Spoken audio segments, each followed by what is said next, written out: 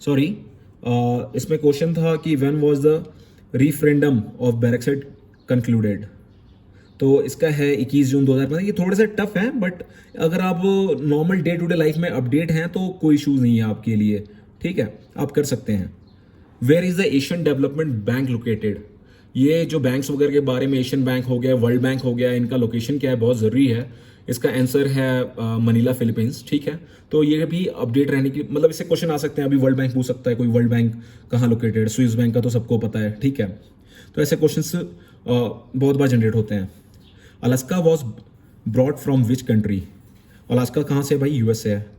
तो ये जनरल है, आप डे टू डे लाइफ में अपडेट रहिए बस, इसमें कोई ज़्यादा मैथमेटिक्स कोई कैलकुलेशन नहीं है, और बहुत इजी और बहुत टफेस्ट पोर्शन है ये एक तरीके से। Who is the chairman of Palestine liberation organization. तो पीएलओ का कौन है? तो इसका करेक्ट आंसर है आपका option number A, Mohammad Abbas. इसके बाद अगला क्वेश्चन है, where was the India first formula 1 circuit build. ठीक है, ये सबको पता है, नोएडा में बुद्धा सर्किट, ठीक है।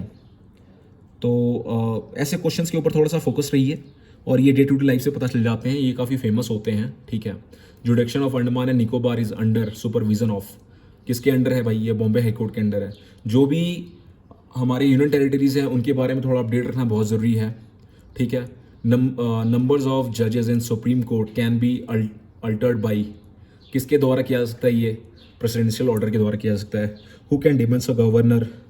तो गवर्नर को भाई कौन डिसमिस कर सकता है, ठीक है।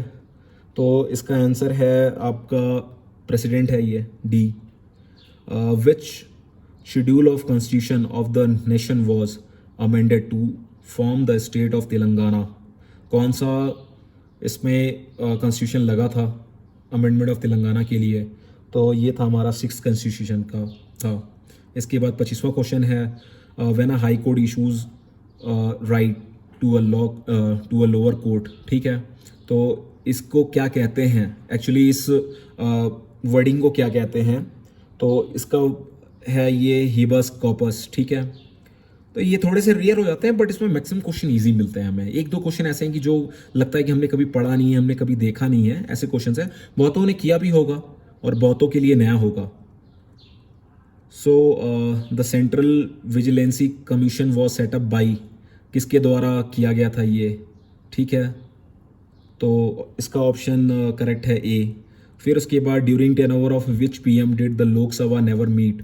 किसके कार्यकाल में कौन से ऐसे पीएम थे जिन्होंने लोकसभा में गए ही नहीं है? तो ये चौधरी चरण सिंह थे। इनका कार्यकाल भी काफ़ी छोटा था, और ये 1 या 2 दिन मैक्सिमम शायद गए हुए हैं। 17 या 21 दिन की कार्यकाल थी। उसके बाद 28वां क्वेश्चन है, अ bill on which of the following issue can be introduce in parliament only on recommendation of the president. तो ये ऐसा कौन सा बिल है जो कि पार्लियामेंट में रिकमेंड होता है? तो ये है डिफेंस का बिल। उसके बाद है 29वां क्वेश्चन, इंडिया विल को host the first international solar alliance summit with which country. तो ये थोड़े से टफ क्वेश्चन हैं, बट ये इसका आंसर है फ्रांस है। उसके बाद 30वां है, who has been appointed as the new chief election commission. जैसे कि मैंने बोला था, कोई आदमी जब चेंज होता है तो उसके बारे में क्वेश्चंस आते हैं। तो इसके हैं अभी सुनील अरोड़ा। तो जो भी ये सब चेंजमेंट होता है, इनको थोड़ा सा ध्यान रखिए, ये आपके उस पेपर के लिए बहुत ही हेल्प करेंगे।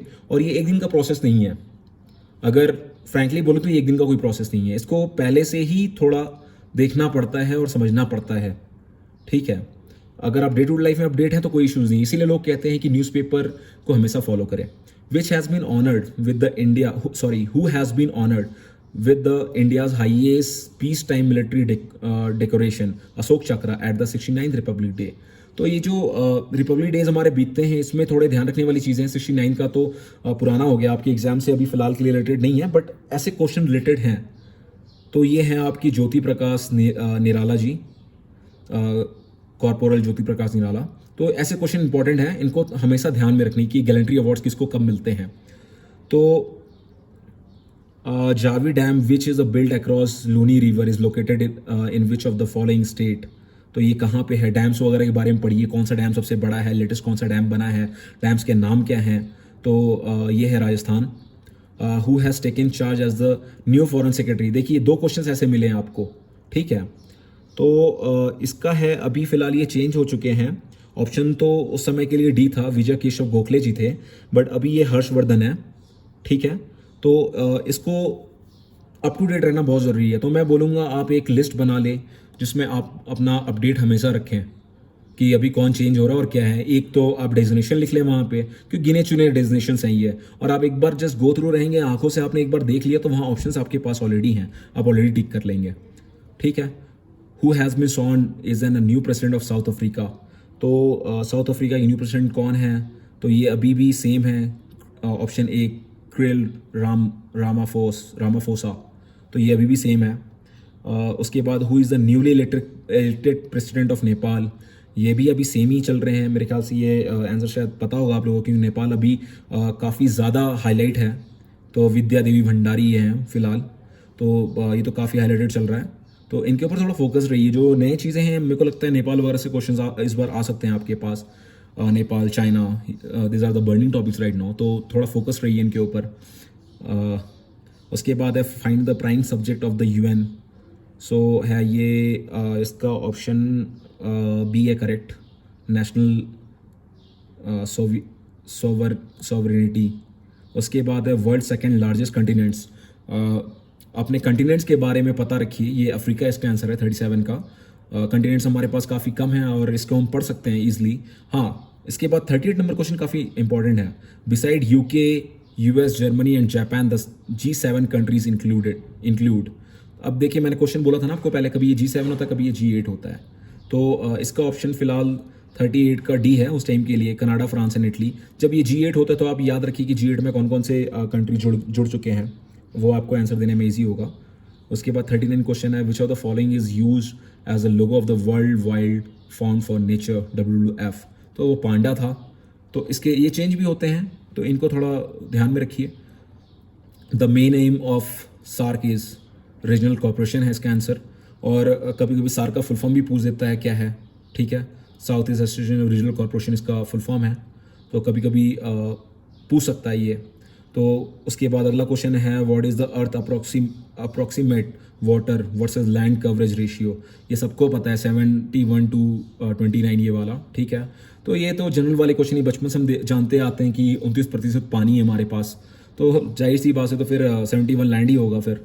Bangkok is the capital of which country, Thailand, सबको पता है, बहुत ही फेमस जगह है बैंकॉक, बहुत लोग जाते भी घूमने के लिए। The international court of justice located at, ये कहाँ पे है भाई लोकेटेड।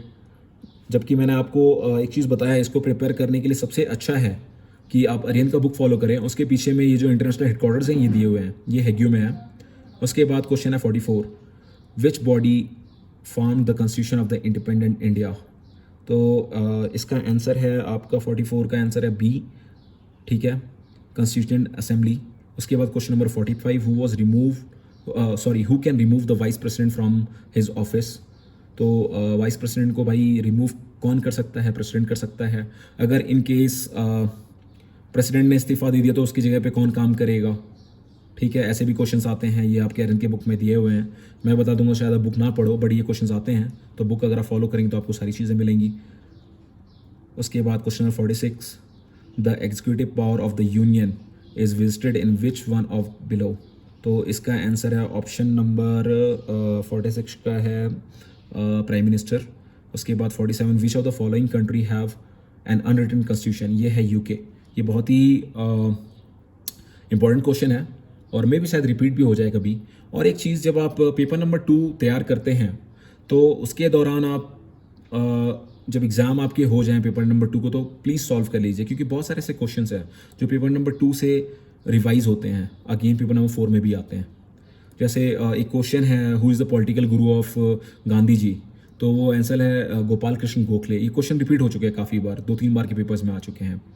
और ये फर्स्ट डे भी है, मतलब सेकंड डे वाले पेपर में भी है और फोर्थ डे वाले पेपर में भी है। ठीक है, तो इसको थोड़ा ध्यान रखिए।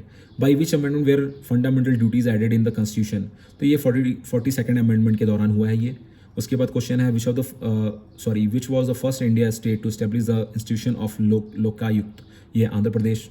Freedom of the press is implied in the right to freedom of speech, ये सबको पता है, बेसिक है। बहुत सारे क्वेश्चन ऐसे होते हैं जो हम पढ़ते हैं तो हमें समझ में आ जाता है। Excessive blindness from an injury is due to deficiency of, इसका आंसर है आपका विटामिन के। तो सॉरी, हाँ, इसका ऑप्शन विटामिन के ही है, राइट है विटामिन के। इसके बाद ELISA, a test is helpful for the detection of which of the following. तो ये है, एड्स के लिए है। और चीज़ें ऐसी भी हैं कुछ की, जैसे इसमें हिस्ट्री, ज्योग्राफी और साइंस का पोर्शन कुछ इंक्लूड होता है। तो अगर यहाँ आप पढ़ लेते हैं तो आपको फोर्थ पेपर वाले दिन रिवाइज करने में या पढ़ने में ईजी रहता है। तो अगला है Sultan Azlan Shah cup is related to. मैंने बोला था ना गेम्स के बारे में, तो ये गेम से भी क्वेश्चन स्टार्ट हो चुके हैं। और ऐसा नहीं है कि एक साइड से गेम आएगा, सफल करके आता है। बिकॉज हम सभी जानते हैं कि भाई इसके 3 सेट होते हैं, ABC 3 सेट्स आते हैं, ठीक है। जो नहीं जानते उनको बता रहा हूँ मैं, इसके 3 सेट्स होते हैं। तो 3 सेट को आप 3 टाइप से पढ़ना है, मतलब सॉरी, तीनों क्वेश्चन सेम्स होते हैं बट सफल जो होते हैं वो, ठीक है, कि भाई कोई किसी का कॉपी ना कर सके OMR सीट में। तो अभी स्टार्ट होते हैं क्वेश्चन गेम से।